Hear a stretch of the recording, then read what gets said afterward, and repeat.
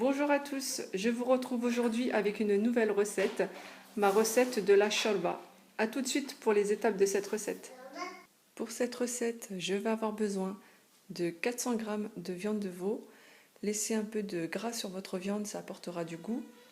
Vous pouvez utiliser du poulet ou de l'agneau, 60 g de vermicelle cheveux d'ange, 200 g de pois chiches que j'ai fait tremper la veille, un petit bouquet de coriandre fraîche, c'est important. Je vais en utiliser au début pour la cuisson et à la fin. 2 feuilles de menthe que j'ajouterai à la fin, c'est facultatif.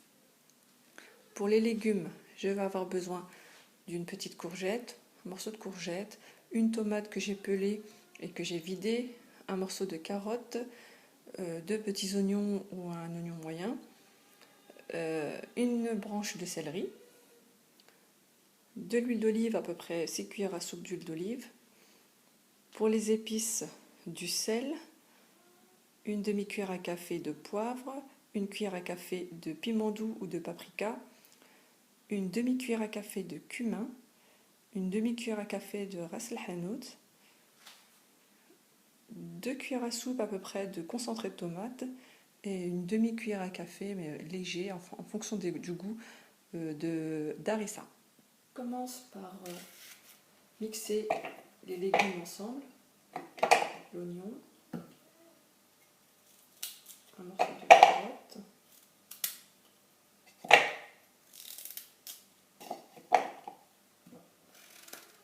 la courgette,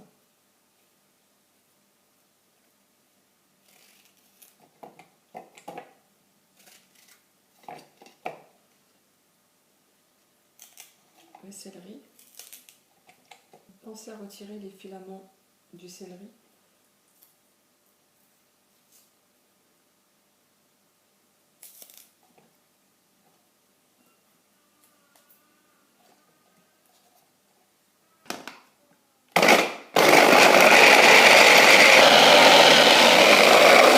Je les coupe très finement.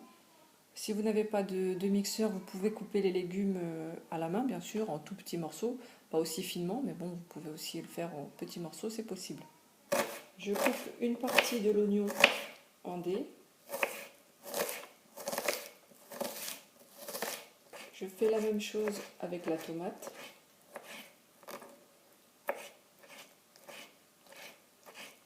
Je hache très finement une partie de ma coriandre. Je coupe ma viande en cubes.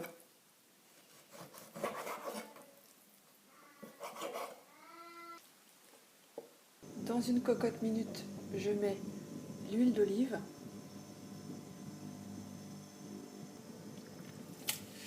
la viande, les légumes, les oignons et la tomate.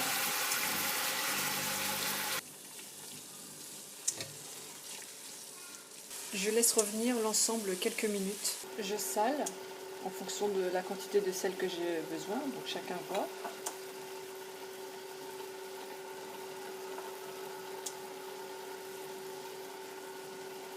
J'ajoute toutes mes épices. Vous pouvez utiliser aussi de la cannelle, de temps en temps j'en mets. Donc là je n'en mets pas parce que c'est vraiment la shorba de base, mais si vous voulez faire varier les goûts de la shorba, vous pouvez en mettre. J'ajoute l'harissa. La viande s'est bien imprégnée de toutes les épices. J'ajoute un petit peu de coriandre fraîche.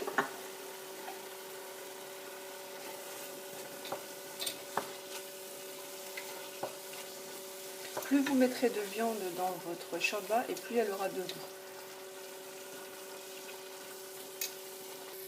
Je recouvre avec de l'eau à hauteur, à peu près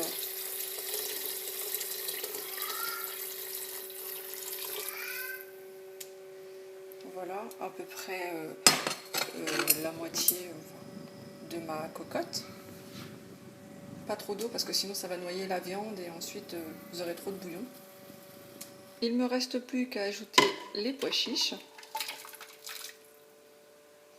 Si vous n'avez pas de pois chiches secs, vous pouvez utiliser des pois chiches en boîte. Donc à ce moment-là, il faudra les utiliser à la fin. Il ne me reste plus qu'à recouvrir ma cocotte, la fermer, bien visser et la laisser à peu près à partir du moment où la soupape tourne, 30 minutes, voire 40 minutes. On se retrouve juste après. Ça fait 30 minutes que la cocotte a tourné. Donc là, je vérifie que les pois chiches sont cuits. Donc c'est pour ça que j'ai laissé 30, voire... Donc là, j'ai laissé à peu près 30 minutes. Si vous utilisez des pois chiches en boîte, vous n'avez pas besoin de laisser cuire aussi longtemps la viande. Donc 25 minutes, ça suffira. Donc maintenant, je vérifie que mes pois chiches sont bien cuits. Sinon, je rajouterai un petit peu de temps de cuisson. Tout est cuit. La viande, les pois chiches. Je vais remettre la casserole, la cocotte à bouillir et je vais ajouter, une fois que ça bouge, je vais ajouter les vermicelles. Il ne me reste plus qu'à ajouter les vermicelles. Les vermicelles, ça cuit très vite, à peu près 5 minutes de cuisson. Dès que les vermicelles sont cuits, il ne me restera plus qu'à finir avec la coriandre hachée, fraîche et la menthe fraîche. Je vais ajouter ma coriandre fraîche et la menthe fraîche.